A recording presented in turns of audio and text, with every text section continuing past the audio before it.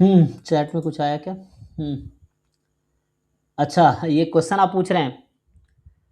तो एर्गोडिक का डेफिनेशन क्या है? ये मार्कोव चेन जो होता है ना, उसके थ्रू रिलेटेड है ना। What is definition of ergodic? क्या होता है?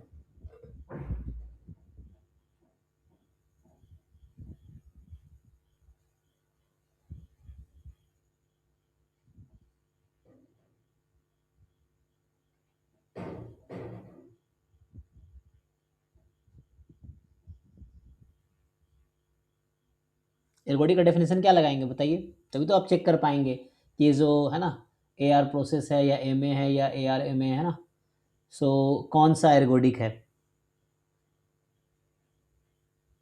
तो स्टेशनरी होगा तो हो जाएगा ना।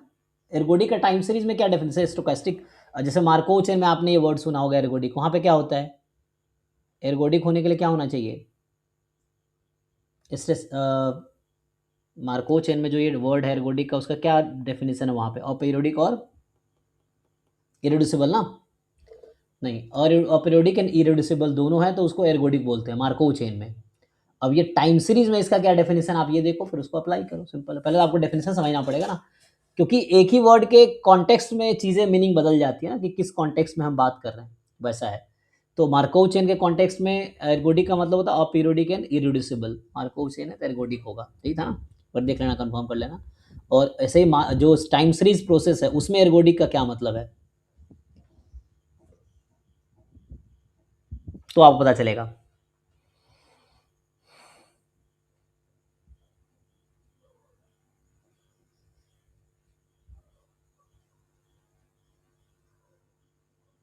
Sample mean converge to population, okay.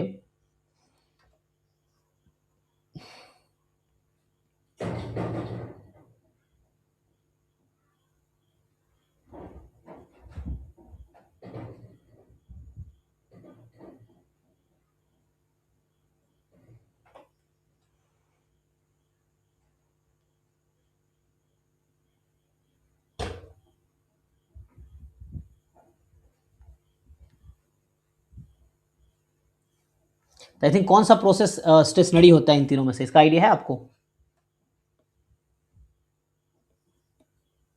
यहाँ पे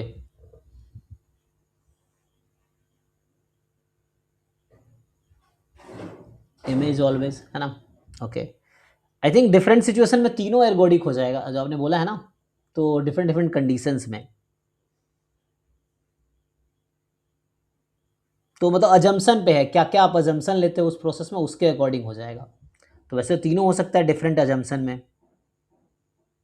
तो अगर ये जैसे जब भी आपका जो बता रहे हैं ना आप, स्टेशनरी अगर प्रोसेस स्टेशनरी है तो इन दैट कंडीशन तीनों एर्गोडिक हो जाएगा यहाँ पे टाइम सीरीज में।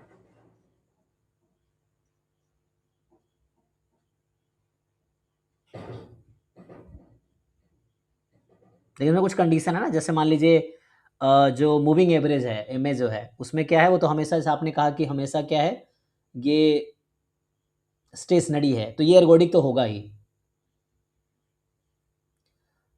आई थिंक स्टेशनरी इज क्या बोलते हैं उसमें, एक नेसेसरी कंडीशन है, ये चीज़ है यहाँ पे।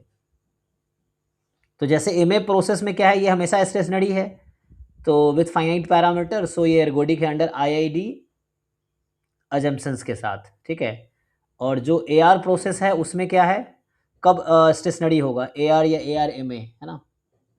सो ऑटो डिग्रेसिव है ना, ऑटो डिग्रेसिव। सो ये जो आपका स्टेशनरी कब होगा, only if all the roots of the characteristic polynomial lie strictly outside the unit circle. If that condition hold then they are ergodic, मतलब ये कंडीशन है कुछ अजम्पशंस के साथ। तो जैसे आपको तीन में से अगर एक ही चुनना है तो एम ए हो जाएगा वैसा, क्योंकि उसमें कोई ऐसा खास रेस्ट्रिक्शन नहीं है स्टेशनरी होने के लिए। बट एम ए और है ना ए आर एम ए में कुछ एडिशनल रेस्ट्रिक्शन है, जो आप बता रहे हैं ना, 5 <1 उस तरह से। सो स्टेशनरी एक्चुअली, हाँ आप कह सकते हैं ना, स्टेशनरी इम्प्लाइज एर्गोडिसिटी यहाँ पे इस प्रोसेस में, स्पेशली अमंग दीज। हम्म, ठीक है ना। तो यहाँ पे स्टेशनरी जो है इम्प्लाई करेगा एर्गोडिक। स्टेशनरी के लिए अलग कंडीशन है, तो वो अजम्पशन सेटिस्फाई होने चाहिए।